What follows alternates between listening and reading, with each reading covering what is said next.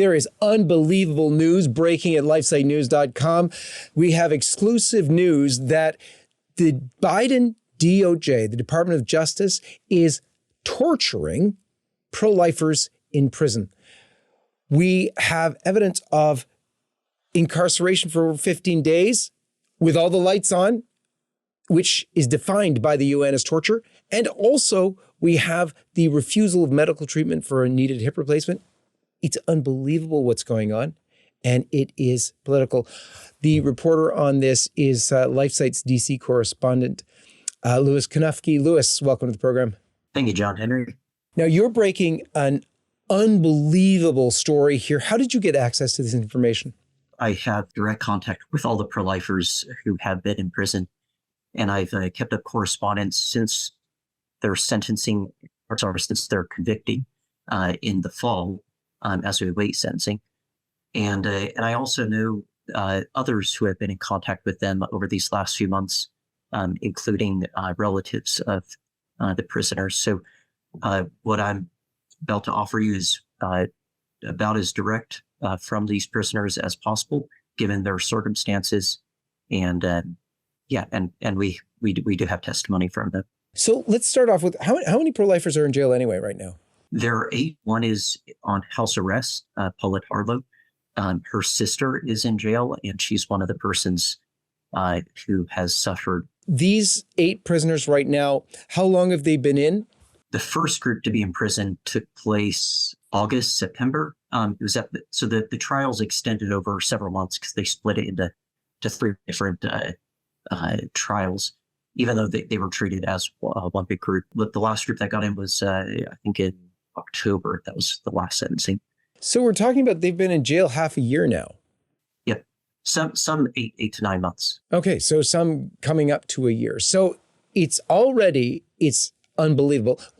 Let's go back a second. Wait a minute. What did they do? What was the big thing that they did that got them in jail for half a year, approaching a year, and not to mention the torture, which we'll get to in a minute? So they sat in at an abortion clinic in Washington, D.C., run by an infamous late-term abortionist, Cesare Santangelo, who has been caught on video by Live Action, boasting that he would leave a child exposed to die that survived an abortion. Let's say you went into labor, the membrane's ruptured, and you delivered before we got to the termination part of the procedure here.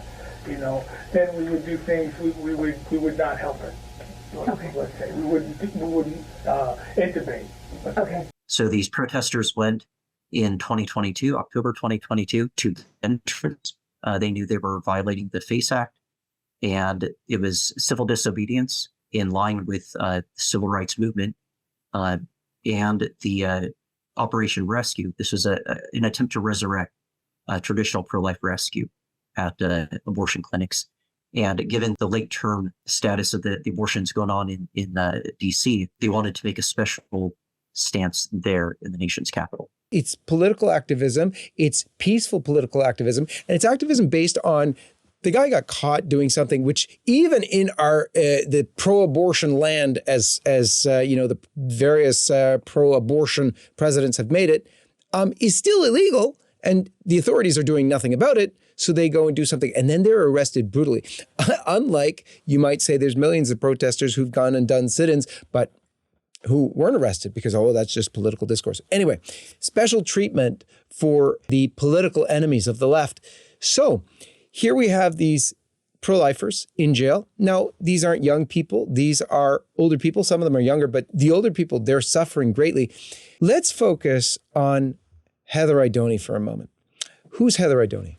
A longtime pro-life advocate. She's done sidewalk counseling and several pro-life rescues, traditional rescues. So she's currently in jail, but she's also facing, she's been convicted on another count of violating FACE in Michigan, and faces a third trial in Tennessee, which will happen later this year. The DOJ is definitely, they're going after her because she has been so active. When we say active in this regard and why the authorities are going after them, what is she? Well, she is a pro-life, I believe she's a grandmother, is she not? Yes, yes. So it's a pro-life grandma, And she's a very religious woman. She's praying outside of abortuaries all over the place. And, you can see her going and lifting up hands in prayer. If we have the photo there, that's what she's doing. She's doing pro-life activism. And that's why she's being hunted by the authorities. That's why she's in jail. This is the woman who's being tortured. Tell us what's happening to her. Perhaps 3 counts of what would be qualify as maltreatment and or torture. The most egregious is that she was thrown into prolonged solitary confinement. She was put in solitary for 22 days, beyond the 15-day maximum standard that the UN holds. And during that time, the lights were kept on continually in her cell. She was allowed out only 2 hours each day in the middle of the night. And this was all for sharing food with a fellow prisoner. Whoa. So for sharing food with a prisoner, she is given solitary confinement with the lights on for 22 days. Exactly. That's absolute torture. And then torture by the UN's definition. Is that correct? Yes. There are what's called the Nelson Mandela rules, which stipulate very explicitly that solitary confinement is not to extend beyond 15 days. And what qualifies as solitary is incarceration alone in a cell with no contact with other people for at least 22 hours a day. And so even those 2 hours outside of her cell doesn't mitigate the fact that this is prolonged solitary. And that 2 hours she gets is the middle of the night. Right. She's not even being brought out during sunlight hours. And the UN does explicitly designate this as torture. If that were the only thing, this would be bad enough. But there's another case that also constitutes torture that's going on with one of the other prisoners. Jean Marshall has been in need of a hip replacement since before her time in prison. The incarceration that she suffered immediately upon conviction was unexpected. And so otherwise, she would very likely have undergone the surgery prior to the trial. So her lawyer and her doctor have submitted letters to the judge, Judge Colleen Cotterly, and the judge has denied treatment. And not only has she denied treatment for this surgery, but early on in Jean's incarceration, she suffered pneumonia, and at first was not getting treatment for that either. And so issue had to be raised for that. She's in her 70s. And so these kind of conditions, pneumonia, can be life-threatening, at that age.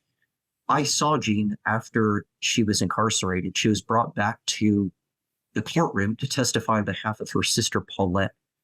And her physical condition was shocking. So it was very evident that she was not being treated properly in prison. And this urgent surgery has yet to be allowed for her. Unbelievable. Lewis, any final thoughts for us? With Heather Idoni, there was another case in which I think she was subjected to degrading humiliation. She was brought to the courtroom in Michigan, for this other count of violating the FACE Act. And this we have eyewitness testimony too. She was brought in full shackles into the courtroom. So bars around her wrists, around her waist and her legs, as if she were a dangerous criminal. When the judge entered the courtroom, he was so shocked that he ordered the shackles taken off. And the marshal replied that he would take off one of the shackles from one of her wrists so that she could write. Now, she was representing herself, so she had to be able to take notes in court. So that was the absolute minimum. But the judge was so indignant at the refusal of the marshal, the initial refusal, that he immediately ordered him to take all the shackles off right then and there, and to take them out of his sight. The marshals know the crimes or the indictments against these prisoners, and it certainly seems that informed the treatment that she was given. This is a public appearance. She's entering a courtroom, and she's being treated as if she's a hardened criminal. Her friends who were coming to court that day had brought to the marshal prior to that appearance civilian clothes, offering them for her to appear in, and the marshal refused. So I think there is definitely grounds for a further count of maltreatment of a prisoner there. And in international case law, the misuse of shackles on prisoners has been known to qualify as torture. So these are not novel cases. These are instances which have been ruled upon internationally in similar instances. Louis, I'm sure you're going to stay on this story for us. Right now, people need to go to their congressman and demand that this insane torture stop. That's what's going on in America today. This is our America. This is not, it's not Guantanamo Bay. This is just totally insane. There's a prayer pledge up at lifesitenews.com where we're asking for prayer for them because, in all honesty, for these prisoners, what they want more than anything else is for your prayers. God bless you, Louis. Thank you for that. God bless. Thanks. And God bless all of you. Stay tuned to this story from Louis Konufsky at lifesitenews.com.